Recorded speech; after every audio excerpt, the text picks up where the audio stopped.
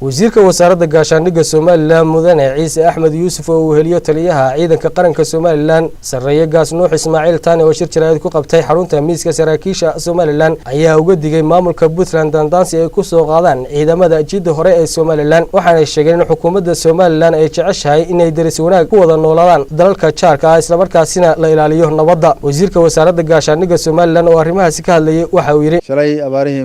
goortay ahayd around afartii galabnimo waxaa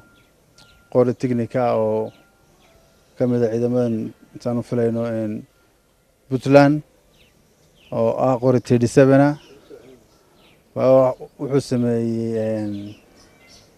intuu ku soo dhawaaday xagga mid kamid ah gutooyinka xagga hore fadhiya rasaas ku soo furay nasiib wanaag ilaahay cid wax kuma yeelin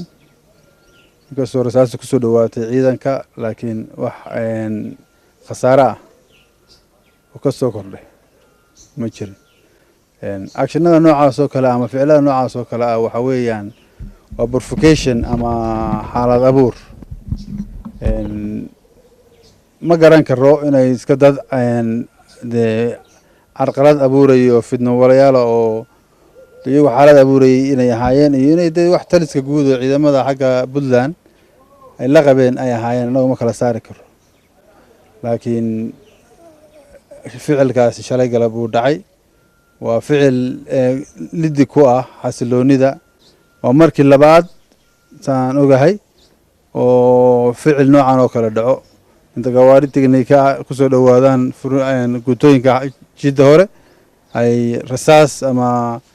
xaalad abuur noocaas oo kale bilaabaan wasiirka wasaaradda gaashaandhigga Soomaaliland oo hadalkiisa sii wata ayaa waxa uu sheegay dandaansiga uga yimi maamulka Puntland ee ciidanka qaranka Soomaaliland aanay wax falcelina ay ka sameyn waxaanu arrintaasi ku amaanay taliyaha ciidanka qaranka Soomaaliland iyo ciidamada qaranka noocaas oo kale markay dhacaan waxa dhici karta mararka qaar kood in ficil ama ridda laga celiyo hawshiina gacanta ka baxdo labada joorba mas'uuliyiinta iyo saraakiisha iyo hogaamiyayaasha jidda hore xakameyn iyo mas'uuliyad bay ka muujiyeen aad baan ugu bogaadinaynaa wixii ficilkii markaa meesha laga soo sameeyay wax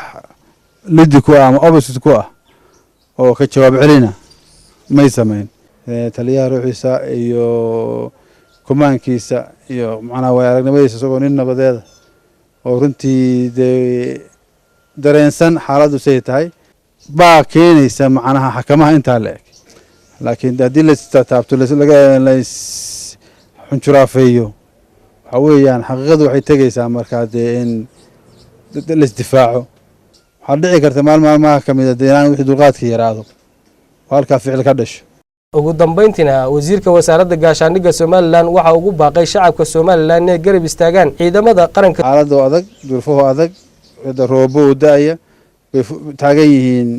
dhul cidla furin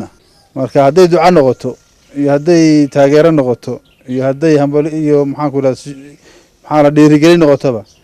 shacab ahaan iyo qaran ahaanba inaynu ciidanka istaba taagno waa loo baahan Cabdulqaadir Cabdullaahi Nuur warbaahinta qaranka Soomaaliland Hargeysa.